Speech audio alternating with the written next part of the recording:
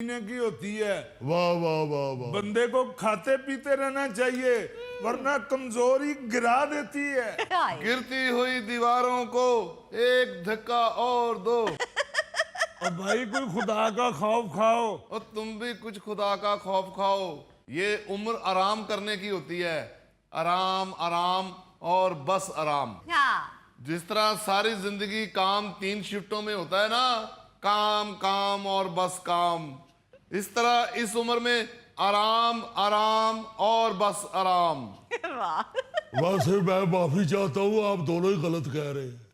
ओ भाई जी, ये उम्र आराम करने की नहीं होती, आराम से खाने की होती है। इसे ये समझाएं कि इस उम्र में खाना चबा चबा के अच्छी तरह खाना चाहिए, सीधा अंदर नहीं फेंकना चाहिए, वो फिर मैदे में भर्ती पड़ जाती है। बिल्कुल। और इंसान को ये भी ज़हन में रखना चाहिए कि उसके पास खाने के बाद दोबारा जुगाली करने वाली सहूलत मौजूद नहीं। ये आपने खाते हुए ही जितना चबा लेना है वही चबा लेना है। आराम तो इस उम्र में बिल्कुल नहीं करना चाहिए, हिलजुल जारी रहनी चाहिए भट्टी साहब। अगर सारा दिन बंदा बिस्तर पे पड़ा रहे तो फिर जबरदस्ती बीमार हो जाता है। हाँ जी। गुल साहब, आप जो मर्जी कहें, लेकिन मुझे तो आराम करना बहुत पसंद है। मैं तो बिस्तर में से उस वक्त निकलता हूं जब सो के थक जाता हूं। हाय, काश आपके बिस्तर को वॉशिंग मशीन की तरह टाइमर लगा होता। मैं टाइम सेट करके आपको सुलाता, जब टाइम पूरा हो जाता तो घंटी बजती, मैं जाके उसी बिस्तर में थोड़ा सा सर्फ डाल के आपको उधर ही नहलाता और फिर आपको निकाल के बिस्तर से कहता कि चलो उल्टो फिरो। गुल साहब, आप टाइम क्या सेट करेंगे? मैंने अपना खुद टाइम सेट किया हुआ है। मैं जब सो के थक के उठता हूं, नाश्ता करता हूं, आधा घंटा लूडो खेलता हूं, फिर जाके सो जाता हूं। ओ भट्टी साहब, आपको किस बात की थकावटें हुई है? आप कौन सा सारी जिंदगी मिट्टी की ट्रालियां फेंकते रहे? माशाल्लाह ऑफिस वर्क करते रहे हैं सारी जिंदगी। आपको कौन सी ऐसी थकावटें हो गई हुई है जो आप बिस्तर के साथ हिसाब बराबर कर रहे हैं?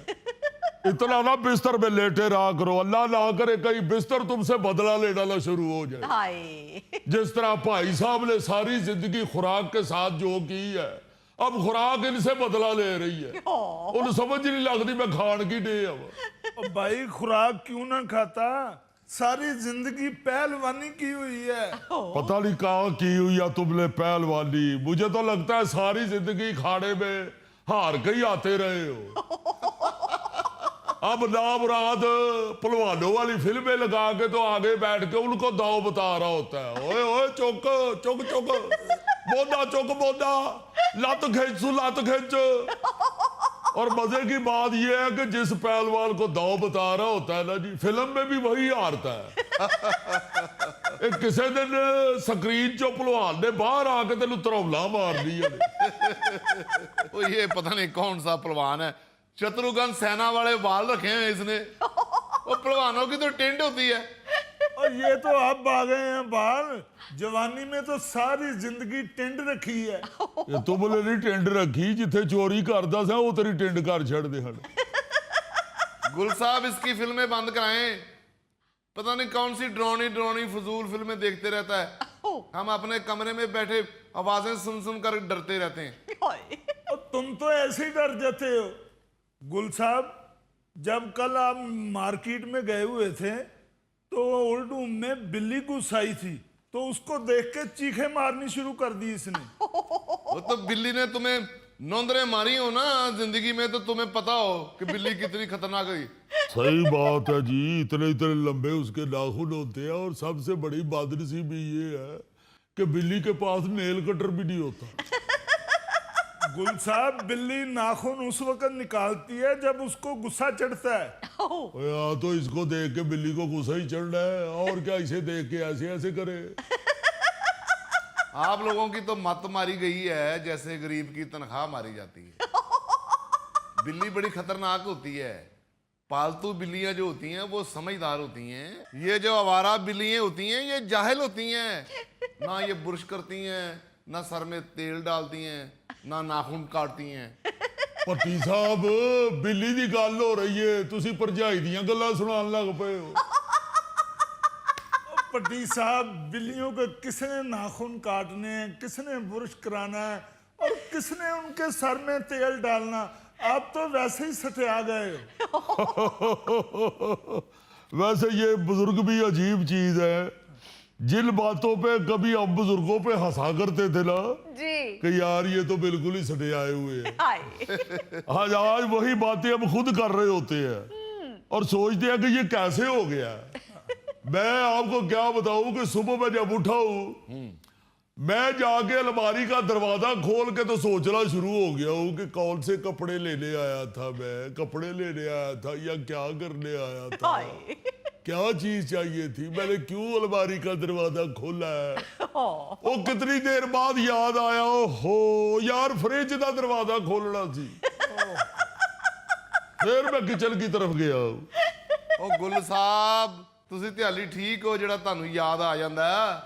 ਮੈਂ ਤੇ ਕਈ ਵਾਰ ਬੈੱਡ ਤੇ ਬੈਠਾ ਸੋਚਣ ਡਿਆ ਹੁੰਨਾ ਵੀ ਮੈਂ ਸੌਂ ਕੇ ਉੱਠਿਆ ਐ ਜਾਂ ਸੌਣ ਵਾਸਤੇ ਬੈਠਾ।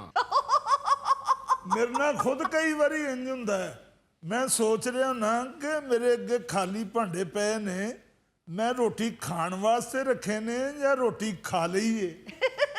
और जाने दो, तुमने तो खाना खा भी लिया हो ना, फिर मीसने बन जाते हो कि मैंने अभी खाना खाया नहीं। मैं तो जब भाई साहब सुबह उठ के बाथरूम में जाते हैं ना जी, तो मैं इनके कमरे में झांकने जाता हूं कि किधरे सुता पिया चादर तो नहीं खा गया। बड़ा मजा, मेरी बाजी पुग गई।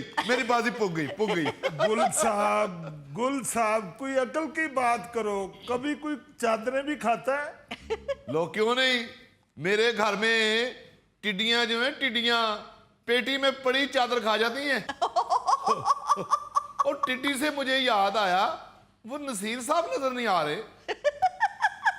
नसीर साहब वो जो हमारे नए मेहमान आए हैं ना, FD चौधरी साहब, हाँ, उनके साथ बातों में मसरूफ है। अभी मैंने देखा बाहर बाग में बैठे हुए दोनों बातें कर रहे थे। बाग में बैठे हुए हैं, और कहीं नसीर साहब को कोई कीड़ा ना खींच के ले जाए। आप फिक्र ना करो, दोनों बड़े मसरूफ है बातों में। अच्छा, मजे की बात यह है कि जो भी बात करता है ना, अपनी बात पे अकेला ही हंसता है और दूसरा हैरान हो के उसे देख रहा होता है। फिर वो दूसरा अपनी बात करके खुद ही हंसता है, पहले वाला उसे हैरान हो के देख रहा होता है। और मैंने थोड़ी देर छुप के उनकी बातें सुनी है, दोनों को ही एक दूसरे की बात समझ नहीं आ रही थी और ना ही दोनों की बातें आपस में मिल रही थी। नसीर साहब कह रहे थे कि यार मैं तो क्या बताऊं तुम्हें, जब भी 8 नंबर जूता लेता हूं मेरे पाँव को दुखना शुरू हो जाता है। आगे से FD चौधरी कहता है मैं सारी जिंदगी मरी गया ही नहीं। फिर वो पहले वाला कहता है मैंने जब भी कच्ची लस्सी पी है मुझे तो ठंड लगना शुरू हो जाती है। फिर FD चौधरी साहब कह रहे थे मैंने सारी जिंदगी कमांडो कटिंग नहीं कराई। इसका मतलब है कि FD चौधरी साहब भी नसीर साहब की तरह ऊंचा ही सुनते हैं। हाय और यार ऊंचा सुनते हैं या नहीं सुनते, इस बात को छोड़ो जरा। गुल साहब आप तो बताएं जरा, कितनी बुरी बात है किसी की छुप छुप के बातें सुनना। हाँ इस वक्त मुझे आप ओल्ड होम के मैनेजर नहीं लगे, फिल्म चूड़ियां की नरगिस ही लगे हैं। ओ यार, असल में मुझे तजस्सुस शुरू हो गया था कि अभी FD चौधरी साहब को एक दिन हुआ है आए हुए, और ये किस तरह अपना नसीर साहब के साथ गूढ़ियां डाल के बैठे हुए हैं। वैसे बात तो बहुत बुरी है किसी दूसरे की बात छुप के सुनना। हाँ जी, ऊपर से मैं तो ये सोच के कि ये कौन सी स्टोरी सुना रहे हैं एक दूसरे को जो इनका हासा ही नहीं रुक रहा, थोड़ा मैं भी